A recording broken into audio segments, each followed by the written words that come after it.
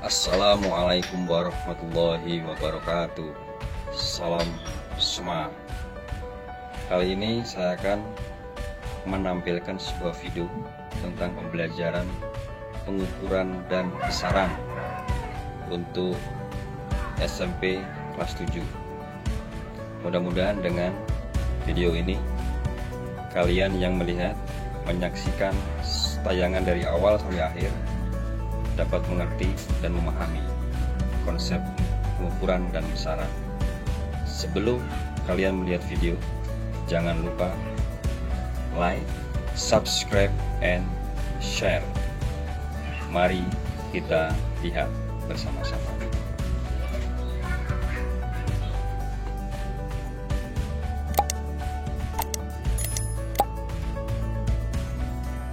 Dua anak melakukan pengukuran massa boneka dengan menduga-duga, ternyata hasilnya tidak sama.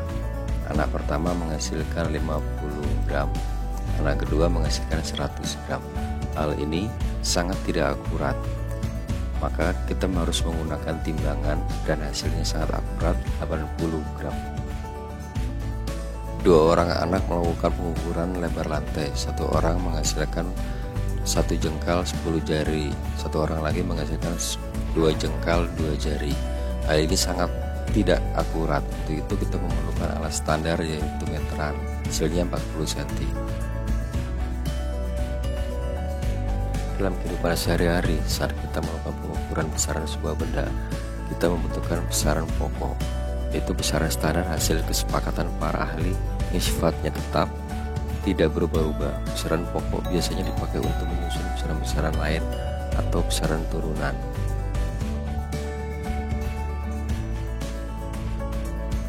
Ada 7 besaran pokok. Yang pertama, panjang satuannya meter, lambangnya M, simbol besarannya L, alat ukurnya meteran, mikrometer, sekrup, jangka sorong.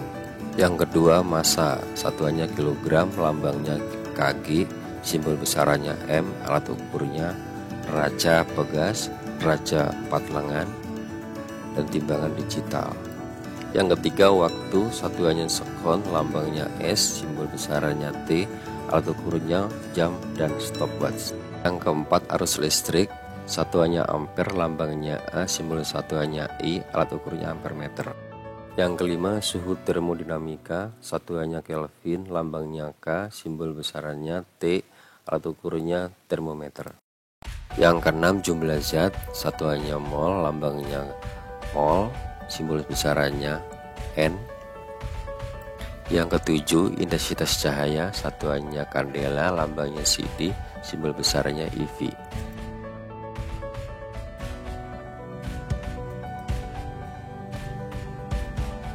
Neraca lengan 4 atau neraca Auhaus terdiri dari tombol kalibrasi sebelah kiri, pemberat ada 4, garis keseimbangan sebelah kanan, lengan neraca ada 4 lengan, dan tempat beban. Sebelum menimbang, pastikan titik keseimbangannya nilainya adalah 0. Kelihatan 0 ya, pas 0.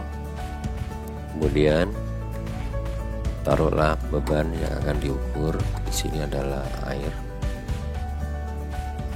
Setelah itu baru geser lengan yang paling besar, bebannya ya ke 100. Kemudian geser lagi yang berikutnya, lengan berikutnya ke 20, dan berikutnya ke 6 sampai dari keseimbangan ternyata masih belum berat juga. Maka kita geser yang lengan yang paling ringan, yaitu ke arah 0,9. Kita tunggu titik keseimbangannya sampai benar-benar 0. Nah, sekarang sudah 0. Hasilnya adalah 100 tambah 20 tambah 6 tambah 0,9, hasilnya 126,9 gram.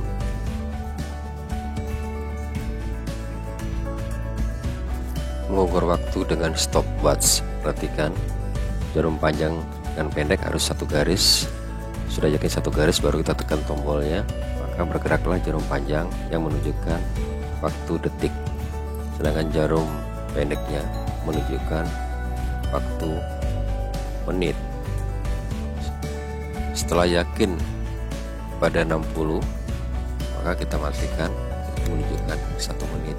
Nampak jarum pendek bergeser 1 garis. Setelah untuk kembalikan, kita tekan tombol, maka sekarang jarum pendek jarum panjang 1 garis. Mengukur dengan raja pegas. Raja pegas adalah alat yang digunakan untuk mengukur massa atau berat benda. Mari kita coba cara mengukurnya. Kita gantungkan beban.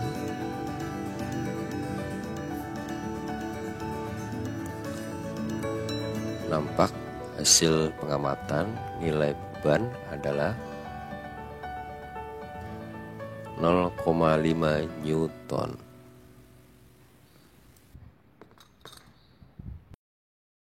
Mengukur panjang dengan jangka sorong yang terdiri dari rahang dalam atas, grup pengunci atas, skala inci atas, mengukur kedalaman paling kanan, skala inci sentimeter bawah, skala nonius, dan rahang luar. Cara mengukur diameter luar benda, kita jepit, kemudian kita kunci, sehingga kalau dia jatuh maka tidak akan bergerak hasil pengukuran. Yang kedua, cara mengukur diameter dalam benda. Kita longgarkan kuncinya, kemudian kita masukkan dan kita tarik. Sudah pas, kita kunci lagi supaya tidak bergerak. Sekarang yang ketiga, cara mengukur kedalaman benda. Kita masukkan, kemudian kita dorong. Kita dorong. Nah, itu. Selanjutnya kita belajar melihat skala jangka sorong hasil pengukuran. Perhatikan, jangka sorong itu terdiri dari ada skala utama yang nilainya sentimeter, dan ada skala utama yang nilainya inci. Yang kita pakai adalah skala utama yang nilainya sentimeter.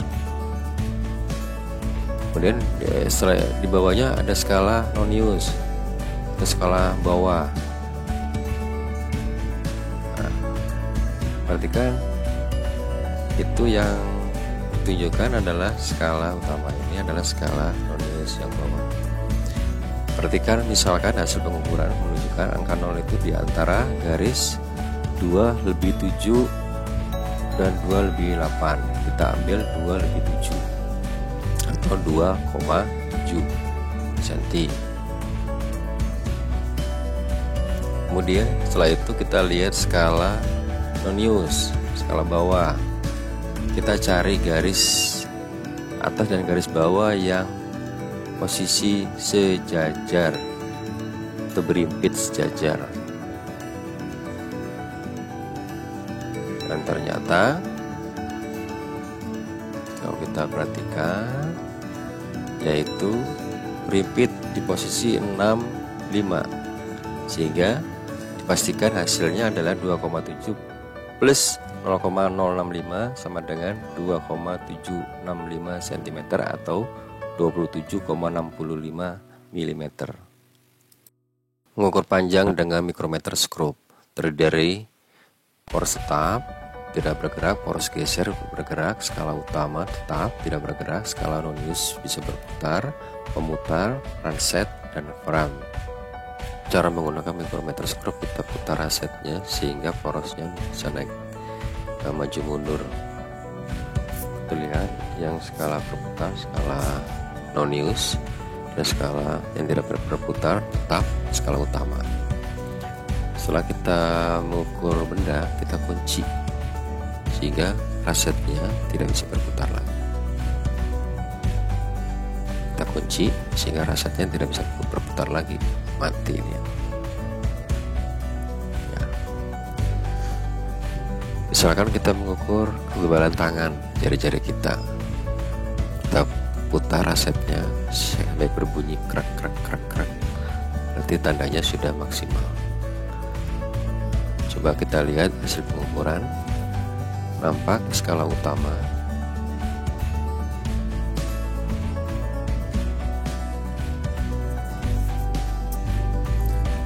utamanya itu nilainya 0,5, 1, 1,5, 2, kemudian seterusnya sampai angka 5.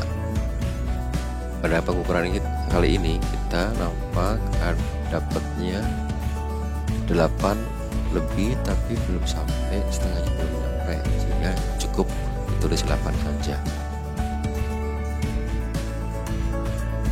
Kemudian kita lihat skala noniusnya, dari garis yang sejajar lurus, garis yang berimpit lurus, ternyata 3 lebihnya dari 35, jumlahkan jadi 38. Kita tulisnya 38, kita jumlahkan 8 plus 0,38 sama dengan 8,38 mm.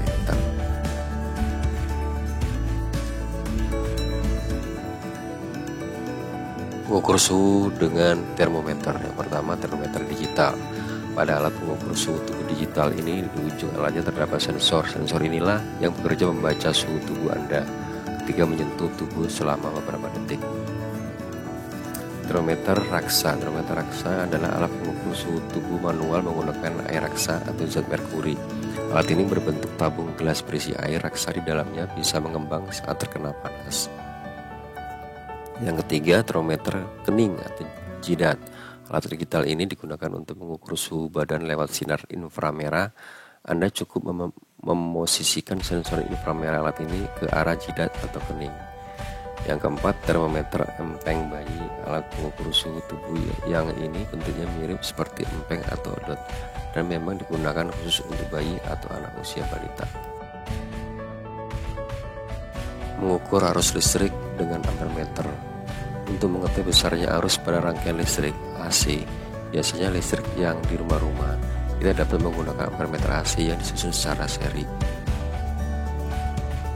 Besaran turunan adalah besaran yang disusun dari 2 atau lebih beberapa besaran pokok. Besaran turunan contohnya sebagai berikut. Yang pertama, luas. Rumusnya, luas sama dengan panjang kali lebar satuannya meter persegi. Kedua, volume. Rumusnya, volume sama dengan panjang kali lebar kali tinggi satuannya kubik. Kecepatan. Rumusnya, V sama dengan jarak dibagi waktu satuannya meter per sekon. Berikutnya percepatan. Rumusnya, kecepatan dibagi waktu satuannya meter per sekon. Berikutnya gaya. Rumusnya, massa kali percepatan satuannya newton. Dan terakhir usaha. Rumusnya, W sama dengan gaya kali jarak satuannya joule. Terima kasih sudah melihat tayangan video ini. Jangan lupa like, subscribe, share.